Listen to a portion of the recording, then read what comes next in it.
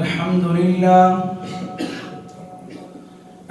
لله نحمده ونستعينه ونستغفره ونعوذ بالله من شرور أنفسنا ومن سيئات أعمالنا من يهده الله فلا مضل له ومن يضلل فلا هادي له وأشهد أن لا إله إلا الله وحده لا شريك له وأشهد أن محمدًا عبده ورسوله يا أيها الذين آمنوا اتقوا الله حق تقاته ولا تموتن إلا وأنتم مسلمون يا أيها الناس اتقوا ربكم الذي خلقكم من نفس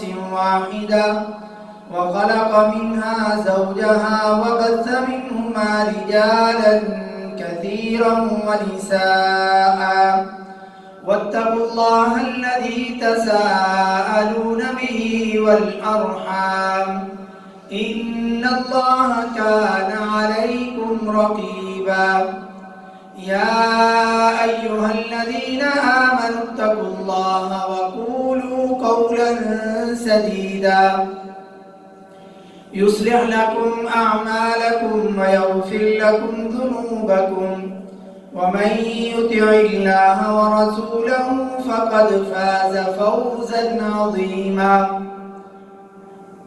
أما بعد فإن أصدق الحديث كتاب الله وخير الهدي هدي محمد صلى الله عليه وسلم وشر الأمور محدثاتها وكل محدثة بدعة وكل بدعة ضلالة وكل ضلالة في النار اللهم صل على محمد وعلى آل محمد كما صليت على إبراهيم وعلى آل إبراهيم إنك حميد مجيد اللهم بارك على محمد وعلى آل محمد كما باركت على إبراهيم وعلى آل إبراهيم إنك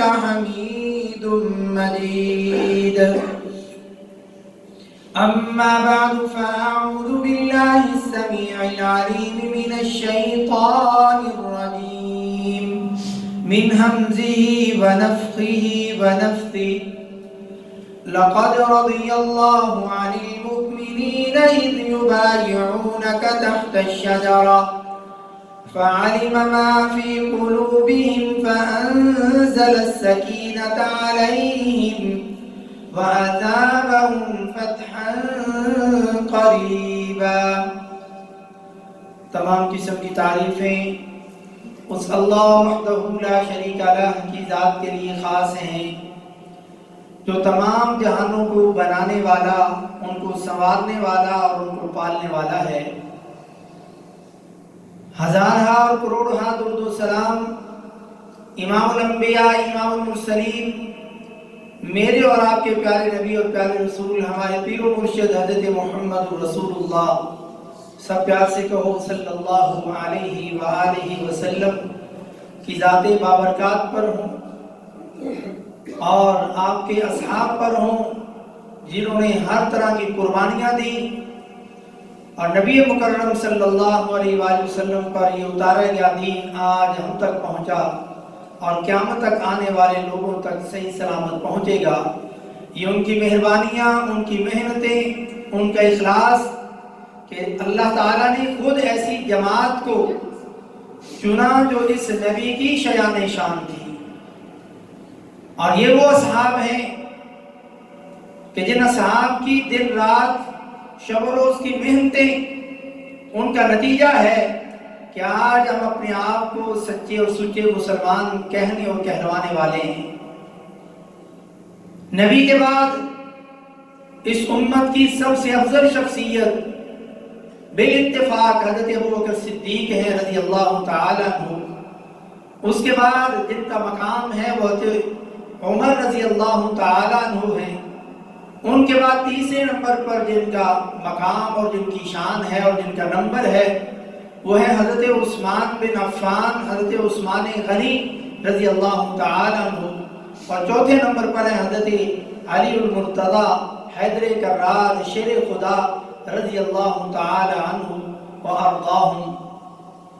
کل کا جو دن گزرا ہے جس کو 18 ذو الحجہ کہتے ہیں، اس 18 ذو الحجہ کو تیسرے خلیفہ اس امت کے جن کا نام تیسرے نمبر پر آتا ہے، میری مراد حضرت عثمان رضی اللہ تعالیٰ عنہ، ان کی شہادت ہوتی ہے.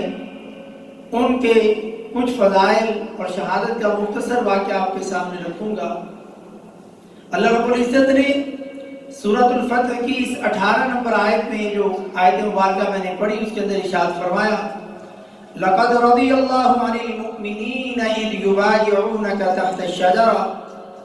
بلا شبہ یقیناً اللہ ان ایمان والوں سے راضی ہو گیا اور یہ اس امت کے سب سے پہلے ایماندار ہیں. جب وہ درخت کے نیچے تھے تجھ سے بیعت کر رہے تھے فَعَلِمَ مَا فِي قُلُوبِهِمْ، تو اللہ نے جان لیا جو ان کے دلوں میں تھا. فَأَنزَلَ السَّكِينَةَ عَلَيْهِمْ وَأَثَابَهُمْ فَتْحًا قَرِيبًا. بس ان پر اللہ رب العزت نے سکینت نازل فرمائی اور ان کے بدلے اللہ رب العزت نے ان کو ایک قریب فتح کی خوشخبری سنائی، ایک قریب فتح عطا فرمائی جو حدیبیہ کے بعد خیبر اور فتح مکہ کی صورت میں مسلمانوں کو میسر آئی. صلح حدیبیہ ایک الگ ٹاپک ہے، لمبا ٹاپک ہے. صلح حدیبیہ کیوں ہوئی، جس جگہ پر ہوئی، جس درخت کے نیچے ہوئی، یہ الگ اس پر بات کرنے کی ضرورت ہے. جمعے کا ٹائم تھوڑا ہونے کی وجہ سے یہ چیزیں ساری ڈسکس نہیں کر سکیں گے. یہ مکہ مکرمہ سے جو پرانا جدہ روڈ ہے اس کے جو حدود ہے اس حدود کے باہر اس جگہ کا نام ہے حدیبیہ، جہاں پر آج بھی مسجد حدیبیہ کے نام پر مسجد ہے. اس جگہ کو شمیسی بھی کہتے ہیں. وہاں پر پیغمبر خدا صلی اللہ علیہ وسلم نے اور 1400 صحابہ نے پڑاؤ کیا جب وہ اس خواب کی صورت میں عمرہ کرنے کے لیے آئے جو آپ کو آیا. لیکن مکہ والوں نے کیونکہ دشمنی چل رہی تھی یہ نہ سمجھیں کہ شاید یہ لڑنے کی غرض سے آئے ہیں، تو حضرت عثمان رضی اللہ تعالیٰ عنہ کو سفیر بنا کر کے مکہ بھیجا اور یہ حدود مکہ سے باہر رکے تھے. اور یہ پیارے نبی صلی اللہ علیہ وسلم کے دنیاوی بھی ساری چیزوں کو سمجھنے اور حدود کا خیال رکھنے کا تھا کہ اگر مکہ کی حد کے اندر داخل ہو کر کے رکتے تو وہ قانونی طور پر یہ کہہ سکتے تھے کہ آپ نے ہمارے گھر کے اندر ہمارے مکہ کی حد کے اندر آ کر کے آپ رکے. لیکن آپ صلی اللہ علیہ وسلم پہلے ہی باہر رکے اور پھر پیغام بھیجا. حضرت عثمان رضی اللہ تعالیٰ کے بے شمار احسانات ہیں اہل مکہ پر. پہلے یہ ان کو بھیجے مشورہ ہوا، پھر اس بات پر متفق ہوئے کہ عثمان کو بھیجا جائے رضی اللہ تعالیٰ عنہ. تو مکہ والے ان کے بارے میں کچھ ایسا ویسا نہیں کہیں. جب حضرت عثمان رضی اللہ تعالیٰ عنہ گئے، قصہ مختصر، ان کی شہادت کی خبر پھیلی اور یہ سفیر بن کر کے گئے تھے. امبیسیڈر، اور کسی بھی ملک کے امبیسیڈر کو، سفیر کو قتل کرنا گویا کہ پوری قوم کو قتل کرنا. اور حکومتوں کی اس چیز پر آج بھی جنگیں ہو جاتی ہیں. اور جب یہ افواہ پھیلی کہ ہمارے سفیر کو، ہمارے امبیسیڈر کو قتل کر دیا گیا ہے، شہید کر دیا گیا ہے، تو پیارے نبی صلی اللہ علیہ وسلم اس قدر غصے میں آئے، اتنے پریشان ہوئے. آپ صلی اللہ علیہ وسلم نے اپنے ساتھ گئے ہوئے عمرہ کے لیے ان 1400 صحابہ سے یہ بیعت لی اس درخت کے نیچے جو کیکر کا درخت تھا. اور 1400 صحابہ نے آپ کے ہاتھ پر بیعت کی کہ ہم اپنی جانیں تک قربان کر دیں گے، لیکن حضرت عثمان رضی اللہ تعالیٰ عنہ کے خون کا بدلہ لیے بغیر واپس نہیں جائے. اور آپ صلی اللہ علیہ وسلم نے اپنا ہاتھ اٹھایا، فرمایا کہ اگر عثمان زندہ ہے تو یہ میرا یہ ہاتھ عثمان کی طرف سے ہے، گویا کہ نبی مکرم صلی اللہ علیہ وسلم نے اپنے ہاتھ کو عثمان کا ہاتھ قرار دیا. یہ شہادت عثمان رضی اللہ تعالیٰ عنہ کی ہے کہ ان کی طرف سے بھی بیعت. اگر وہ شہید ہو گئے ہیں تو ہم نے ان کے خون کا بدلہ لینا. اگر وہ زندہ ہیں تو اس بیعت کے اندر ان کا بھی نام آ جائے. وہ بیعت جن پر اللہ راضی ہو گیا. اور کائنات کی سب سے بڑی نعمت اگر کوئی دنیا میں ہے وہ اللہ کی ہے رضامندی، اللہ کی خوشنودی. اللہ کسی پر راضی ہو جائے، اللہ کسی پر خوش ہو جائے، اس سے بڑی نعمت دنیا میں کوئی نہیں. جیسا کہ سورہ توبہ کی 72 نمبر آیت میں فرمایا وَرِضْوَانٌ مِّنَ اللَّهِ اکبر، اور اللہ کی طرف سے تھوڑی سی اللہ کی رضا، اللہ کی خوشنودی کسی کو مل جانا، یہ سب سے بڑی چیز ہے. اور حضرت جابر بن عبداللہ رضی اللہ تعالیٰ عنہ صحیح بخاری کے اندر ان کا یہ فرمان موجود ہے. فرماتے ہیں کہ حدیبیہ کے دن، بیعت رضوان کے دن، نبی مکرم صلی اللہ علیہ وآلہ وسلم نے فرمایا انتم خیر اہل الارض، کیا میرے صحابہ بیعت رضوان میں شریک ہونے والوں، تم زمین میں سب سے بہترین لوگ ہو، تم سے بہتر اور کوئی نہیں. اور اس وقت فرماتے ہیں کہ ہم 1400 لوگ تھے، یہ صحیح بخاری کی حدیث ہے. اور ہم 1400 تھے. حضرت عمر رضی اللہ تعالیٰ عنہ نبی مکرم صلی اللہ علیہ وسلم کا ہاتھ تھامے ہوئے تھے بیعت کرنے کے لیے. اور وہ درخت کیکر کا درخت تھا، وَهِيَ سَمُرَةٌ، یہ صحیح مسلم کی حدیث ہے. اور اگلے سال صحابہ کہتے ہیں جب ہم حج پر گئے تو دیکھا کہ کچھ لوگ اس درخت کے نیچے نمازیں پڑھ رہے. تو پوچھا یہ کیا وجہ ہے؟ یہ صحابہ نہیں تھے، یہ عام لوگ تھے جو آئے تھے. اور اس سے اگلے سال صحابہ کہتے ہیں جب ہم گئے تو ہمیں یہ پتہ ہی نہیں تھا کہ وہ درخت کون سا ہے. یعنی آج آثار کے پیچھے پڑھ کر کے طرح طرح کے شرک اور بدعات جن کے پیچھے ہماری امت کا اکثر حصہ لگا ہوا ہے کہ یہ اثر فلاں چیز کیا ہے، اس کو چوم لیں، اس کو چاڑ لیں، ادھر سجدہ کر لیں، ادھر مانگ لیں، ادھر یہ کر لیں، ادھر وہ کر لیں. یہ اس وقت بھی کفار مکہ کے اندر یہ چیزیں تھیں مگر کم تھیں. لیکن صحابہ اتنی بڑی بیعت ہوئی، اللہ ان پر راضی ہو گیا، لیکن صحابہ کو یہ یاد ہی نہیں کہ یہ درخت کون سا ہے، کس جگہ پر ہے. ہونا تو یہ چاہیے تھا. آج ہمارے جیسے لوگ ہوتے بیعت بھول جاتے، درخت کو یاد رکھتے. جیسے ہم نے نبی کے حدیث کو بلا دیا اور اپنی مرضی کی چیزیں تھام لی اور اسی کے پیچھے اکثر امت چل رہی. کسی کو قرآن کی کوئی آیت کا ترجمہ پوچھنے، حدیث پوچھنے، پتہ نہیں، مگر قصے کہانیاں آثار کہاں کس کے قدم لگے، کہاں کس کی قبر ہے، کہاں کیا ہے، وہ اکثر لوگوں کو پتہ ہے. لیکن صحابہ کا طریقہ اور تھا کہ نبی کی ہاتھ پر بیعت اور اللہ ہم سے خوش ہو رہا ہے. توجہ اللہ کی رضا اور اللہ کی خوشی پر تھی، اس درخت پر نہیں تھی کہ یہ درخت کون سا ہے، کیسا ہے، کہاں پر ہے، تاکہ اگلے سال ہم آئیں تو اس درخت کو چومے چاٹے، ادھر نمازیں پڑھیں، سجدے کریں. صحابہ کہتے ہیں کہ جب ہم اگلے سال آئے تو ہم میں سے 2 لوگوں کو پتہ ہی نہیں تھا، ایک کہہ رہا ہے وہ ہے، دوسرا کہہ رہا ہے وہ ہے، کسی کو یقین ہی نہیں تھا کہ کون سا درخت ہے. اور امام ابن تیمیہ رحمۃ اللہ علیہ فرماتے ہیں، اور حضرت امام حاکم رضی اللہ تعالی رحمہ اللہ جو معرفت علوم الحدیث کے اندر وہ فرماتے ہیں کہ بیعت رضوان والا درخت بارشوں کی وجہ سے، کیونکہ مکہ کی پہاڑیوں کا پانی سارا اکٹھا ہوتا تو ایک نچلی جگہ کی طرف بہہ نکلتا تھا، اور ایسے ہوتا ہے جیسے پانی کا ایک بہت بڑا ریلا آ رہا ہے. حالانکہ وہ ریگستان کا علاقہ ہے، لیکن جب بارشیں ہوتی پہاڑوں کا پانی سارا نیچے آ کر کے نیچے والی جگہ پر آتا اور وہ اس طرح سے گزرتا. اور یہ سیر والا علاقہ تھا جو جدہ کی طرف جاتا ہے، پانی سارا مکہ کا بہہ کر کے ادھر سے گزرتا اور جدہ اور نیچے علاقے والوں کی طرف جاتا. فرماتے ہیں کہ یہ جو درخت تھا اصل بیعت رضوان والا، اس پانی کی وجہ سے بہہ گیا تھا، ختم ہو گیا تھا. اور پھر ایک دوسرا درخت تھا جس پر لوگوں کو شک ہوا کہ یہ بیعت رضوان والا ہے، تو پھر حضرت عمر رضی اللہ تعالیٰ عنہ نے اس درخت کو جس پر لوگوں کو شک تھا اس درخت کو کٹوا دیا تھا. لیکن اصل جو بیعت والا درخت ہے لوگوں کے اندر مشہور ہے، وہ کٹوا دیا تھا، تو اس کی جو روایت ہے وہ ثابت نہیں ہے. وہ قدرتی طور پر اس سیلاب کی نظر ہو گیا، ختم ہو گیا. اور جس دوسرے درخت کے بارے میں لوگوں کا یہ عقیدہ بن گیا کہ یہ بیعت رضوان والا درخت ہے، تو حضرت عمر رضی اللہ تعالیٰ عنہ نے اس درخت کو ختم کروا دیا. یہاں پر سوچنے کی بات یہ ہے کہ حضرت عمر رضی اللہ تعالیٰ عنہ نے اس درخت کو رہنے کیوں نہ دیا.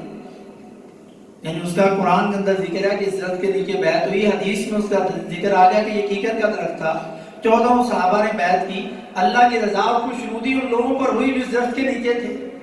ہونا تو یہ چاہیے تھا، اس کو چوما جاتا، رکھا جاتا، اگلے سال اس کے ساتھ کپڑے باندھے جاتے، وہاں پر منتیں حاجتیں کی جاتی، لیکن یہ ہمارے دین کا طریقہ ہی نہیں ہے۔ ہمارے دین نے لوگوں کو اللہ کے ساتھ جوڑنے کا طریقہ بتایا۔ آپ نہیں جانتے کہ حضرت عمر رضی اللہ تعالیٰ عنہ جب حجر اسود کا بوسہ لینے کے لیے آئے، یہ وہ درخت ہے جس کے اندر 4 خصوصیتیں پائی جاتی ہیں جو دنیا کی کسی چیز میں نہیں پائی جاتی۔ یہ پتھر جنت سے آیا، اور حدیث کے الفاظ ہے کان اشد بیاضا من اللبن، یہ دودھ سے زیادہ سفید تھا حجر اسود، فسودته خطایا بنی آدم، آدم علیہ السلام کی اولاد کے گناہوں کی وجہ سے یہ کالا ہوا، اس کا نام حجر اسود پڑ گیا، کالا پتھر پڑ گیا، جبکہ یہ دودھ سے زیادہ سفید تھا۔ یہ جنت سے آیا، یہ پہلی خصوصیت ہے۔ دوسری خصوصیت، سب سے افضل فرشتہ حضرت جبریل امین علیہ السلام اس کو لے کر کے آئے۔ تیسری خصوصیت، دنیا کی سب سے افضل جگہ خانہ کعبہ کے کونے کے اندر یہ نصب ہے۔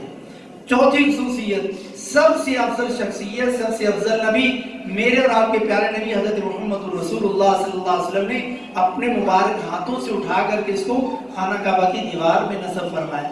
یہ 4 خصوصیتیں اس حجر اسود کے اندر ہیں جو دنیا کی کسی اور چیز میں نہیں۔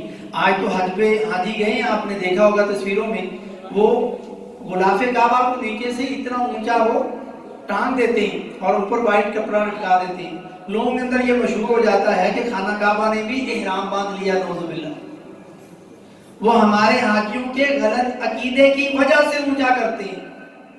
آپ جانتے ہیں کہ حرم کے چاروں طرف لوگ کوئی دعائیں مانگ رہا ہے، کوئی گلاب کو پکڑے ہوئے، کوئی کیا کر رہا ہے، یہ لوگوں کے اپنے طریقے، اور نیچے لوگ بیٹھے ہوتے ہیں کینچی لے کر کے، جیب سے کینچی نکالی اور نیچے سے غلاف کعبہ کاٹ رہے ہیں کہ غلاف کعبہ کے کچھ داغے میری جیب میں آ جائیں، یہ داغا میں نے پرس میں رکھ لیا، گھر میں رکھ لیا، پھر میرے بچے نہیں مر سکتے، بچوں پر کوئی پریشانی نہیں آ سکتی، رزق میں کمی نہیں ہو سکتی، ہم بیمار نہیں ہو سکتے، وغیرہ وغیرہ۔ یہ طرح طرح کے عقیدے پوری دنیا سے آئے ہوئے مسلمانوں کے اندر پائے جاتے ہیں، اور وہ چوری کرتے ہیں۔ کہاں کی؟ خانہ کعبہ کی۔ کس جگہ میں چوری کر رہے ہیں؟ اللہ کے گھر پہ۔ کس کے گھر کا حج کرنے گئے؟ اسی گھر کا حج، اور وہاں چوری کر رہے ہیں، نعوذ باللہ من ذالک۔ ایک ایسا مسلمان ہے، ایک ایسا حاجی صاحب ہے، وہاں چوری کر رہے ہیں جس گھر کا حج کرنے کے لیے آ رہے ہیں۔ بہرحال وہ اونچا کر دیتے ہیں۔ ایک خصوصیت ان داغوں کے اندر ہے کہ یہ خانہ کعبہ کی دیوار کے ساتھ لگا ہے، مگر یہ غلاف کعبہ نہ جنت سے آیا ہے، نہ یہ نبی نے لگایا ہے، سعودی حکومت نے لگایا ہے، نہ جبریل امین اس کو لے کے آئے۔ ایک خصوصیت آپ کہہ سکتے ہیں کہ ابھی اس وقت خانہ کعبہ کی دیوار سے لگا ہوا ہے، لیکن حجر اسود کے اندر 4 خصوصیتیں۔ حضرت عمر رضی اللہ تعالیٰ عنہ اس کا بوسہ لینے کے لیے اپنا عقیدہ بیان کر رہے لوگوں کے سامنے، اور قرآن کیا کہتا ہے پہلے اس پارے کے آخر میں؟ فَإِنْ آمَنُوا بِمِثْلِ مَا آمَنْتُمْ بِهِ فَقَدِ اهْتَدَوْا، اگر تم ہدایت پانا چاہتے ہو تو ویسا ایمان لاؤ، ویسا ایمان بناؤ جیسا میرے نبی کے صحابہ کا ایمان۔ اور نبی کے صحابی کا ایمان کیسا؟ سن لیجئے، حضرت عمر فرماتے ہیں رضی اللہ تعالیٰ عنہ حجر اسود کو مخاطب کر کے، انی اعلم انک حجر، کہ میں جانتا ہوں اے حجر اسود تو ایک پتھر ہے، بے جان چیز ہے، لا تنفع، نہ تو کوئی نفع دے سکتا ہے، ولا تضر، نہ تو میرا کوئی نقصان کر سکتا ہے۔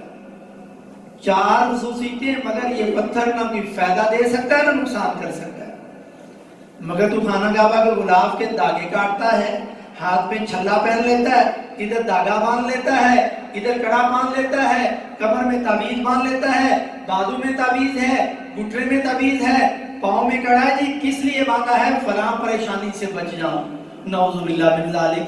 میرے بھائی، پھر آپ نے اپنے ایمان کو نبی کے صحابہ کے ایمان سے میچ کرنا ہے۔ اگر نبی کے صحابہ والا ایمان نہیں تو قرآن کہتا ہے پھر تم ہدایت پر ہی نہیں، تم سیدھے راستے پر ہی نہیں۔ حضرت عمر فرماتے کہ حجر اسود میں جانتا ہوں تو ایک پتھر ہے، بے جان چیز ہے، لا تنفع ولا تضر، نہ تو میرا کوئی فائدہ کر سکتا ہے نہ تو میرا کوئی نقصان کر سکتا ہے۔ لولا انی رأیت رسول اللہ صلی اللہ علیہ وسلم یقبلک ما قبلتک، اگر میں نے تمہیں نبی کو بوسہ دیتے ہوئے نہ دیکھا ہوتا کہ میرے نبی نے تجھے بوسہ دیا تو میں تجھے کبھی بوسہ بھی نہ دیتا۔ یعنی میں تمہیں بوسہ صرف اس لیے دے رہا ہوں کہ یہ میرے نبی کی سنت ہے، اور تو میرا کوئی فائدہ نقصان نہیں کر سکتا۔ آج میں اور آپ ہماری امت کا ہر فرد، ہر مرد، ہر عورت دیکھے، کیا اس کا اللہ پر ایسا ایمان ہے، ایسا ہی عقیدہ ہے، دنیا کی چیزوں پر وہ ویسا ہی ایمان عقیدہ رکھتا ہے کہ یہ چیز میرا کوئی فائدہ نقصان نہیں کر سکتی، مگر اس کے باوجود وہ مختلف چیزوں پر فائدے اور نقصان کا یقین رکھتا ہے، تو پھر وہ اپنے ایمان کی فکر کرے۔ حضرت ابو بکر، حضرت عمر کے بعد حضرت عثمان رضی اللہ تعالی عنہ کا نمبر آتا ہے۔ صحیح بخاری کے اندر موجود ہے کہ حضرت عبداللہ بن عمر رضی اللہ تعالی عنہ فرماتے ہیں، کننا فی زمن النبی صلی اللہ علیہ وسلم لا نعدل بأبی بکر احدا، کہ ہم نبی صلی اللہ علیہ وسلم کے زمانے میں حضرت ابو بکر رضی اللہ تعالیٰ عنہ کے برابر کسی کو نہیں سمجھتے تھے، کسی کو نہیں قرار دیتے تھے۔ ثم عمر، پھر حضرت ابو بکر کے بعد حضرت عمر کو مانتے تھے کہ ان کا درجہ، ان کی فضیلت، ان کا نمبر ہے۔ ثم عثمان، پھر حضرت عمر کے بعد عثمان کا نمبر مانتے تھے۔ ثم نترک اصحاب النبی صلی اللہ علیہ وسلم لا نفاضل بینہم، اس کے بعد ہم نبی صلی اللہ علیہ وسلم کے تمام صحابہ کو چھوڑ دیتے تھے، ان کا آپس میں ہم کسی طرح کا تقابل نہیں کرتے تھے، ایک دوسرے پر کسی کو فضیلت نہیں دیتے تھے۔ جبکہ دوسری روایات میں چوتھے نمبر پر حضرت علی رضی اللہ تعالیٰ عنہ کا نمبر بھی ہے۔ اور پھر صحیح بخاری کے اندر حضرت عثمان رضی اللہ تعالیٰ عنہ کی ایک اور فضیلت کہ ان کا حیا کیسا تھا، وہ کیسے حیادار انسان تھے۔ لمبی حدیث ہے، میں مختصر کرتے ہوئے قصہ بیان کرتا ہوں کہ پیارے نبی صلی اللہ علیہ وسلم اپنے مصر پر لیٹے ہوئے تھے اور حضرت عائشہ رضی اللہ تعالیٰ عنہ کی، یعنی اپنی بیوی کی چادر اوڑھ رکھی تھی۔ اسی دوران دستک ہوئی، حضرت ابو بکر رضی اللہ تعالیٰ عنہ تشریف لائے، اجازت مانگی، اجازت ملی، اندر آئے، نبی سے جو بات پوچھنی تھی، کہنی تھی، کہی، بات کہی اور چلے گئے۔ پھر حضرت عمر رضی اللہ تعالیٰ عنہ آئے، انہوں نے جو بات کرنی تھی کی اور چلے گئے۔ اور حضرت عثمان رضی اللہ تعالیٰ عنہ آئے تو نبی مکرم صلی اللہ علیہ وآلہ وسلم اٹھ کر کے بیٹھ گئے۔ حضرت عائشہ وہ بھی پھر اپنی بات کر کے چلے گئے۔ حضرت عائشہ رضی اللہ تعالیٰ عنہ نے پوچھا کہ اللہ کے رسول صلی اللہ علیہ وسلم کیا وجہ ہے کہ میرے بابا ابو بکر آئے، آپ ہڑبڑائے نہیں، پریشان نہیں ہوئے، ویسے ہی لیٹے رہے۔ چچا عمر آئے، آپ اسی طرح لیٹے رہے، پریشان نہیں ہوئے، ہڑبڑائے نہیں، اٹھ کے نہیں بیٹھے۔ لیکن جب چچا عثمان آئے تو آپ ہڑبڑا گئے، پریشان ہو گئے، اٹھ کے بیٹھ گئے۔ تو پیارے نبی صلی اللہ علیہ وآلہ وسلم نے ارشاد فرمایا، ان عثمان رجل حیی، کہ بے شک جو عثمان ہے یہ ایسا آدمی ہے جو انتہائی زیادہ حیا والا ہے۔ وَإِنِّي خَشِیتُ، اور میں ڈر گیا، ان اذنت له علی تلک الحال، اگر ان کو اسی حالت میں نے آنے کی اجازت دے دی، اللہ یبلغ الی فی حاجتہ، وہ شرم اور حیا کی وجہ سے اپنے دل کی بات مجھے نہ کہہ پاتے۔ یعنی وہ آتے، اپنے الفاظ میں کہہ رہا ہوں، وہ ادھر ادھر کی چھوٹی موٹی بات کرتے، ہاتھ چال پوچھ کے چلے جاتے، لیکن جس کام کے لیے آئے وہ نہ کہہ پاتے اگر میں اسی طرح لیٹا رہتا۔ اتنی حیا والے تھے۔ حضرت عثمان رضی اللہ تعالیٰ عنہ کی حیا کی دوسری مثال، وہ بھی صحیح مسلم کے اندر ہے۔ حضرت عثمان رضی اللہ تعالیٰ عنہ ایک مرتبہ اسی طرح کا واقعہ ہے کہ نبی صلی اللہ علیہ وسلم کے پاس اجازت چاہی، حضرت ابو بکر آئے، پھر حضرت عمر آئے، پھر حضرت عثمان آئے، اور نبی صلی اللہ علیہ وسلم کی جو پنڈلی مبارک سے کپڑا ہٹا ہوا تھا اور آپ لیٹے ہوئے، پنڈلی مبارک دونوں ننگیاں ہیں، ان پر کپڑا نہیں ہے، گھٹنوں کا کپڑا ہے۔ لیکن جب حضرت عثمان رضی اللہ تعالیٰ عنہ آئے، آپ صلی اللہ علیہ وسلم اٹھ کر کے بیٹھ گئے اور اپنی پنڈلی مبارک بھی ڈھک لی۔ حضرت عائشہ رضی اللہ تعالیٰ عنہ پھر یہ معاملہ دیکھ رہی ہیں، ان کے جانے کے بعد پوچھا کہ اے میرے سردار ہے، میرے شوہر ہے، میرے نبی، کیا معاملہ ہے؟ حضرت ابو بکر آئے، حضرت عمر آئے، آپ لیٹے رہے، پنڈلیاں ننگی رہی، لیکن حضرت عثمان آئے رضی اللہ تعالیٰ عنہم وارضاہم، اللہ تعالیٰ سب سے راضی ہو اور میں بھی ان سے راضی ہوں، اور آپ اٹھ کے بیٹھ گئے اور پنڈلی مبارک ڈھک لی۔ تو پیارے نبی صلی اللہ علیہ وسلم نے فرمایا، الا استحی من رجل تستحی منہ الملائکہ، کہ عائشہ میں اس شخص سے حیا کیوں نہ کروں جس سے آسمان کے فرشتے بھی حیا کرتے ہیں۔ ایسے حیادار انسان، ایسے شرمیلے انسان کہ جو اکیلے میں بھی ایسے حیا کے، اللہ کے سب سے زیادہ اللہ سے حیا کرنے والے، آج میں اور آپ بھی اکیلے ہیں۔ نہاتے وقت واش روم میں لوگ اپنی شرمگاہ کے ذریعے واش روم کے اندر کئی گناہوں میں مبتلا ہوتے ہیں، اور اس वक्त के नौजवान मर्दों ख़वातीन बहुत ज़्यादा मुब्तला हैं जिसके नाम लेने की ज़रूरत नहीं, लेकिन इंडिया के लोगों की और बांग्लादेश और नेपाल के लोगों की आज भी खूबी है कि वो नहाते हैं तो लुंगी बांध के या अपनी सतर को ढाम के नहाते हैं, जो हमारे पाकिस्तानियों के अंदर ये सिफत और ये आदत मौजूद है नहीं, लेकिन उनकी ये आदत है जो अच्छा तरीका है कि इंसान अपनी शर्मगाह के लिए कई गुनाहों से बच जाता है। तो हमें भी इस चीज़ का ख्याल करना चाहिए कि अगर हमारी हाजत और ज़रूरत या आदत नहीं है तो हमें नहाते वक्त वाशरूम में अपनी शर्मगाह की तरफ देखना और उसके साथ अपने ताल्लुक को दूर करना चाहिए ताकि इंसान कई तरह के गुनाहों से बच जाए।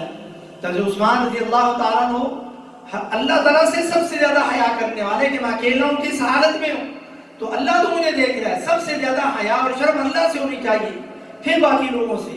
तो आसमान के फरिश्ते भी उनसे हया करने वाले हैं। और इब्न माजा की सही हदीस है, प्यारे नबी सल्लल्लाहु अलैहि वसल्लम ने इरशाद फरमाया, अरहम उम्मती बि उम्मती अबू बकर, कि मेरी उम्मत में सबसे ज्यादा अगर कोई मेरी उम्मत पर रहम दिल है तो अबू बकर हैं, व अशद्दुहुम फी दीनिल्लाहि उमर, और अल्लाह के दीन के मामले में सबसे ज्यादा अगर कोई सख्त है मेरी उम्मत पर तो वो हजरत उमर हैं, व अस्दकुहुम हया उस्मान, और अगर कोई हया में सबसे ज्यादा इस उम्मत में बेहतरीन है तो हजरत उस्मान हैं, व अक़दाहुम अली, और बेहतरीन काली इस उम्मत में अगर कोई हैं तो हज़रत अली रज़ी अल्लाह ताला अन्हुम व अर्ज़ाहुम हैं। तो ये भी हज़रत उस्मान की फजीलत के हया में इस उम्मत में सबसे अव्वल नंबर है उनका। उसके बाद हज़रत उस्मान रज़ी अल्लाह ताला अन्हु की एक और फजीलत, वो कातिबे वही हैं, वही को लिखने वाले हैं, कुरान को लिखने वाले हैं। हज़रत उस्मान रज़ी अल्लाह ताला अन्हु को शहीद करने के लिए उन जालिमों ने जब आपके घर का मुहासरा कर लिया तो आपने कुरान पाक की तिलावत और कसरत से शुरू कर दी, और आप रज़ी अल्लाह ताला अन्हु पर जब उन्होंने हमला किया जालिमों ने, आप कुरान पढ़ रहे थे और आपके आगे हाथ करने की वजह से, आने की वजह से हाथ का एक हिस्सा कट गया, शहीद हो गया। तो उस्मान रज़ी अल्लाह ताला अन्हु फरमाने लगे, अमा वल्लाहि इन्नहा लिअव्वल कफ़िन ख़त्ततिल मुफ़स्सल, कि सुन लो अल्लाह की कसम, यही वो हाथ है जिसने सबसे पहले मुफस्सल सूरतों को यानी सूरतुल हुजुरात से लेकर के सूरतुल नास तक मैंने इसी हाथ से इस कुरान पाक की सूरतों को लिखा था। आज उसी हाथ को तुमने शहीद कर दिया। हज़रत उस्मान रज़ी अल्लाह ताला वो है, मदीना के अंदर एक ही मीठे पानी का कुआं था, बेरे रूमा, और मुसलमानों को बड़ी तंगी थी पानी पीने के हवाले से। प्यारे नबी सल्लल्लाहु अलैहि वसल्लम ने इरशाद फरमाया, मन हफर रूमता फलहुल जन्ना फहफरतुहा। आप सल्लल्लाहु अलैहि वसल्लम ने इरशाद फरमाया कि जो रूमा का कुआं खुदवा दे यानी खरीद करके वक़्फ कर दे उसके लिए जन्नत है। तो उस्मान फरमाते हैं फहफरतुहा, मैंने उसे खोदा था, मैंने उसे खरीद करके मुसलमानों के लिए वक़्फ किया था। इस मौके पर भी हज़रत उस्मान रज़ी अल्लाह ताला अन्हु को भी इस अमल की वजह से जन्नत की बशारत मिली। हज़रत उस्मान रज़ी अल्लाह ताला अन्हु ने मस्जिद नबवी की तौसी का एजाज़ भी दिया, तो सही इब्न हिब्बान के अंदर है और यह हसन दर्जे की हदीस है। और प्यारे नबी सल्लल्लाहु अलैहि वसल्लम ने बेशुमार मौकों पर हज़रत उस्मान रज़ी अल्लाह ताला अन्हु को जन्नत की बशारत दी। जब जैश उसरा जंग मोता के वक्त आप तैयारी कर रहे थे और पैसों की जरूरत थी, चंदे की जरूरत थी, जिसकी वजह से जंग की तैयारियां मुकम्मल थी, हज़रत उस्मान रज़ी अल्लाह ताला अन्हु उस वक्त 1000 दिनार लेकर के प्यारे नबी सल्लल्लाहु अलैहि वसल्लम के पास तशरीफ लाए और आपकी झोली के अंदर आपके कपड़ों पर 1000 दिनार रखे। तो आप सल्लल्लाहु अलैहि वसल्लम इतने खुश हुए कि आप अपने हाथों से उन दिनारों को छालते और कहते जा रहे और बार बार ये फरमा रहे थे, मा दर्रा उस्मान मा अमिला बअदल यौम मर्रतैन, कि आज के बाद उस्मान का कोई अमल इनको नुकसान नहीं पहुंचा सकेगा। और आप ये बार बार इरशाद फरमा रहे थे। कितनी खुशी होगी जिस उस्मान ने अल्लाह को खुश किया, जिस उस्मान ने रसूलुल्लाह सल्लल्लाहु अलैहि वसल्लम को खुश किया, आज उसी उस्मान का मुहासरा करके उनको शहीद करने पर वो लोग तुले हुए हैं कि नबी के तीसरे खलीफा को शहीद करके छोड़ना है, जिस पर नबी सल्लल्लाहु अलैहि वसल्लम आज इतने खुश हैं। اور نبی نے بیعت کے وقت اپنے ہاتھ کو عثمان کا ہاتھ قرار دیا، فرمایا ہذہ ید عثمان، کہ یہ عثمان کا ہاتھ ہے۔ یہ صحیح بخاری کے اندر ہے۔ اور حضرت عثمان رضی اللہ تعالیٰ عنہ کے لیے نبی صلی اللہ علیہ وسلم و صحابہ نے بیعت کی، اور ہم ان کے لیے جانیں بھی قربان کریں گے۔ نبی اپنی حضرت عثمان کے لیے جان قربان کرنے کے لیے بیعت لے رہا ہے، اور 1400 صحابہ حضرت عثمان رضی اللہ تعالیٰ عنہ کی جان کا بدلہ لینے کے لیے آج بیعت کر رہے ہیں، جس بیعت کی وجہ سے اللہ رب العزت اس نبی پر، اس صحابہ پر، حضرت عثمان پر خوش ہوا۔ اور لمبی حدیث حضرت عثمان رضی اللہ تعالیٰ عنہ کے بارے میں، جس میں حضرت ابوبکر، حضرت عثمان، عمر، حضرت عثمان فرمایا کہ دروازہ کھولو، ان کو جنت کی بشارت دو۔ حضرت ابوبکر نے، حضرت عمر نے الگ الگ جگہوں پر دروازہ کھولا، آگے ابوبکر تھے، فرمایا جنت کی بشارت دے دو۔ پھر دروازہ کھولا، حکم ہوا کون ہے؟ عمر ہے، فرمایا جنت کی بشارت دے دو۔ پھر دروازہ کھولو، جو ہو اس کو جنت کی بشارت دے دو۔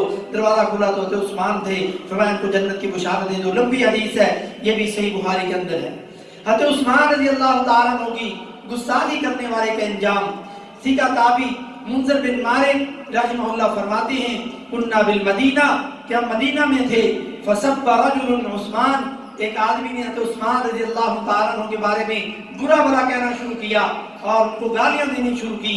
یہ صحابی نہیں تھا، بعد میں آنے والے جو نئے لوگ تھے، نئے ہونے والے مسلمان، اور ان مسلمانوں کو غلط راستے دکھانے والے بھی وہ منافقین لوگ تھے، ان کی نسلیں موجود تھیں، تو انہوں نے تو عثمان کے بارے میں برا بھلا کہنا شروع کیا۔ فَنَهَيْنَاهُ، ہم نے اسے منع کیا کہ ایسا مت کر، فَلَمْ يَنْتَهِ، لیکن وہ نہ رکا، فَرَعَادَتْ ثُمَّ جَاءَتْ صَاعِقَةٌ فَأَحْرَقَتْهُ، پھر اچانک بادل آئے اور وہ گرجے اور اس سے بجلی نکلی، آسمانی بجلی، اس بجلی نے اس آدمی کو جلا کر کے راکھ کر دیا۔ اور یہ ثقات ابن حبان کے اندر یہ حسن درجے کی روایت موجود ہے۔ حضرت عثمان رضی اللہ تعالیٰ عنہ کی گستاخی کرنے والے آج بھی موجود ہیں، اور ایک سوشل میڈیا پر آنے والا بڑا مشہور مقرر، نام نہیں میں لیتا، آپ خود ریسرچ کریں، وہ کہتے ہیں کہ عثمان رضی اللہ تعالیٰ عنہ کی یہ جو شہادت ہے، نعوذ باللہ ان کے گناہوں کا کفارہ بن جائے گا اور وہ بخشے جائیں گے، نعوذ باللہ۔ میرے بھائی اتنی بڑی جرأت!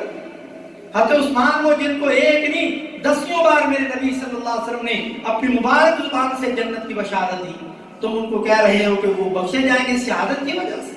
وہ تو بخشے بخشائیں۔ نبی نے کہہ دیا کہ آج کے بعد وہ کوئی نیکی نہ کرے، وہ جنتی ہے، وہ جیسے عمل کرے کوئی عمل ان کو نقصان نہیں دے گا، اور آپ کہہ رہے ہیں کہ وہ گناہگار تھے، نعوذ باللہ من ذالک۔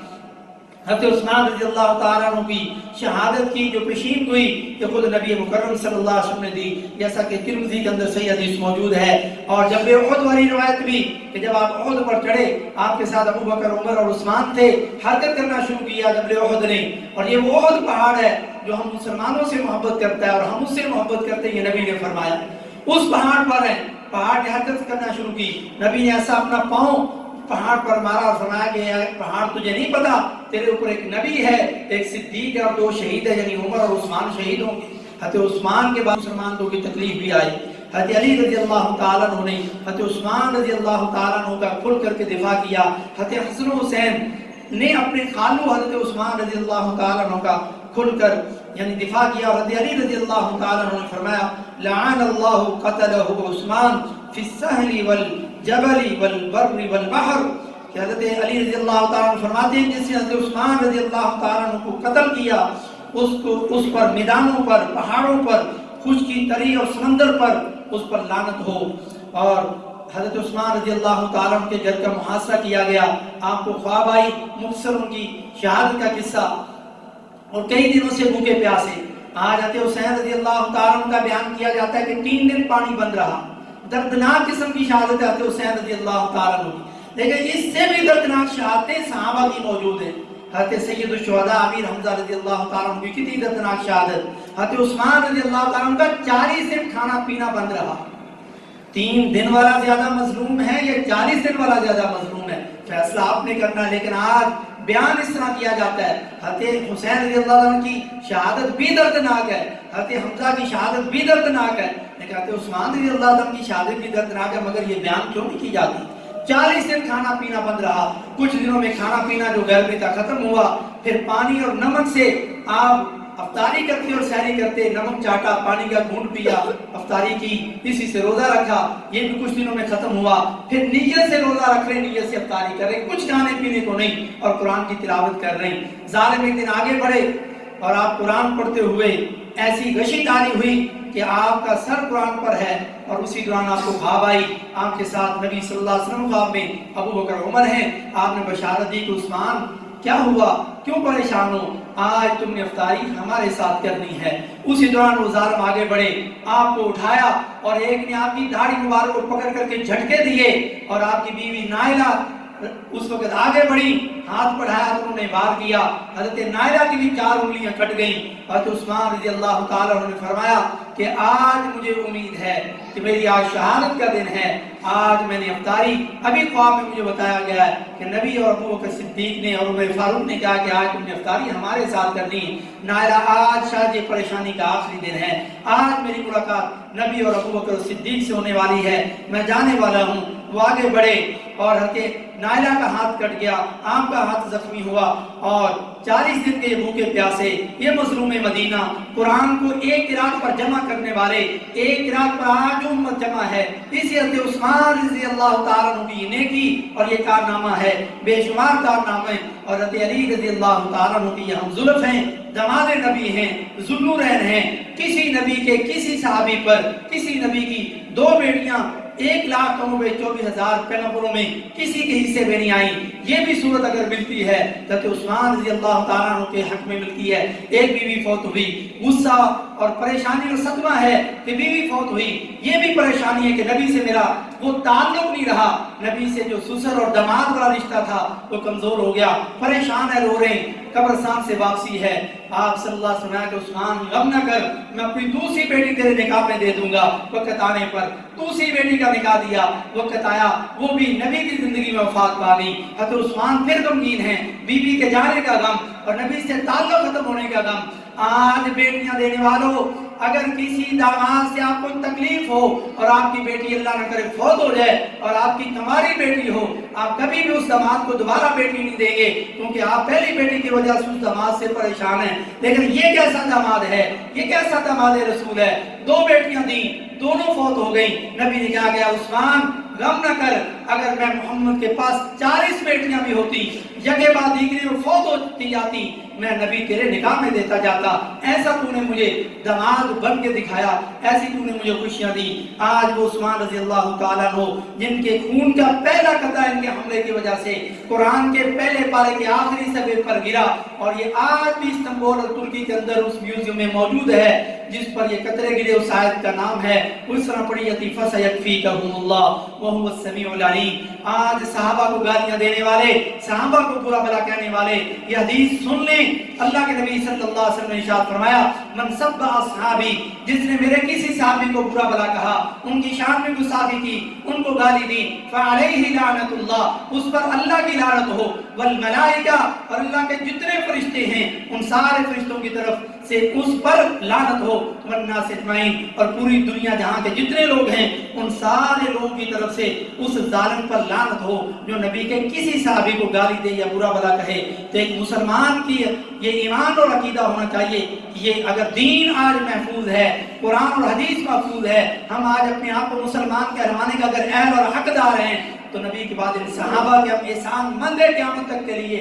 اور قرآن پاک میں سورۃ الحشر کی آیت ربنا اغفر لنا ذنوبنا ربنا اغفر لنا ولاخواننا الذين سبقونا بالایمان، یہ دعا کرتے رہنا چاہیے ان کے لیے، ان کا احسان ہے کہ آج ہم مسلمان ہیں اور اصل دین ہمارے پاس موجود ہے۔ اللہ رب العزت ہمیں صحابہ کی قدردانی کرنے والا بنائے، اور جو ان کی شان میں کسی بھی طرح سے کوئی گستاخی کرے یا ایسے قصے کہانیاں لے کر کے آئے جس سے صحابہ کی گستاخی فیل ہو رہی ہو، میں اللہ کی قسم اٹھا کے کہتا ہوں، وہ اس منبر پر کھڑا ہو، اس مصلی رسول پر کھڑا ہو، سوشل میڈیا پہ ہو، وہ حدیثیں یا قرآن کی آیتیں نکال کے کیوں نہ دکھاتا ہو، مگر اس سے صحابہ کی گستاخی کی بو آتی ہے، اللہ کی قسم وہ مسلمان نہیں، وہ امت کا فیصلہ امام ابن تیمیہ کا اور دوسرے ائمہ کا، وہ زندیق اور بے دین بندہ ہے، ایسے بندے سے بچ جائیں، کیونکہ وہ کسی نہ کسی طریقے سے صحابہ کے بارے میں آپ کو متنفر کرنا چاہتا ہے۔ اگر آپ صحابہ کے بارے میں متنفر ہو گئے تو ہے کہ آپ اس قرآن اور اس حدیث کے بارے میں متنفر ہو گئے۔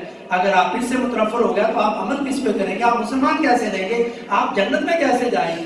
इससे एक बहुत बड़ा लम्हा फिक्र है ये शहादत बयान करने का कि हम अपने अकीदे को दुरुस्त करें सहाबा के बारे में, और किसी भी तरह उनकी गुस्ताखी कोई करने वाला या जिससे बू आए उससे अपने आप को दूर कर लें, ताकि हम अपने आप को, अपने ईमान को बचा करके जन्नत तक पहुँच सकें। अल्लाह ताला हमें समझने की, अमल की तौफीक नसीब फरमाए। वमा तौफीकी इल्ला बिल्लाह।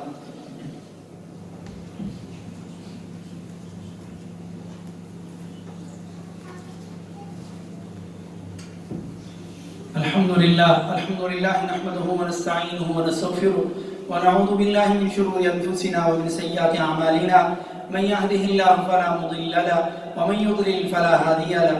अशहदु अन ला इलाहा इल्लल्लाह वहदहु ला शरीका लहु व अशहदु अन्ना मुहम्मदन अब्दुहु व रसूलुहु। इन्नल्लाह व मलाइकतहु युसल्लूना अलन नबी या अय्युहल्लज़ीना आमनू सल्लु अलैहि व सल्लिमू तस्लीमा। अल्लाहुम्मा सल्लि व सल्लिम व ज़िद व बारिक व अन्इम अला हबीबिका व रसूलिका मुहम्मद सल्लल्लाहु अलैहि वसल्लम। अल्लाहुम्मा अइज़्ज़िल इस्लाम वल मुस्लिमीन, अल्लाहुम्मा अइज़्ज़िल इस्लाम वल मुस्लिमीन व अदिल्ल शिर्क वल मुश्रिकीन। अल्लाहुम्मा अंसुर किताबका व सुन्नत नबिय्यिका व इबादकस सालिहीन। अल्लाहुम्मा अंसुरिल मुजाहिदीन फी कुल्लि मकान, अल्लाहुम्मा अंसुरिल मुजाहिदीन फी कुल्लि मकान। अस्अलुल्लाहल अज़ीम रब्बल अर्शिल अज़ीम अन यशफियना व यशफिय जमीअ मर्दा मुस्लिमीन। रब्बना आतिना फिद दुनिया हसना व फिल आखिरति हसना व क़िना अज़ाबन नार। सुब्हान रब्बिका रब्बिल इज़्ज़ति अम्मा यसिफून व सलामुन अलल मुरसलीन वल्हम्दुलिल्लाहि रब्बिल आलमीन।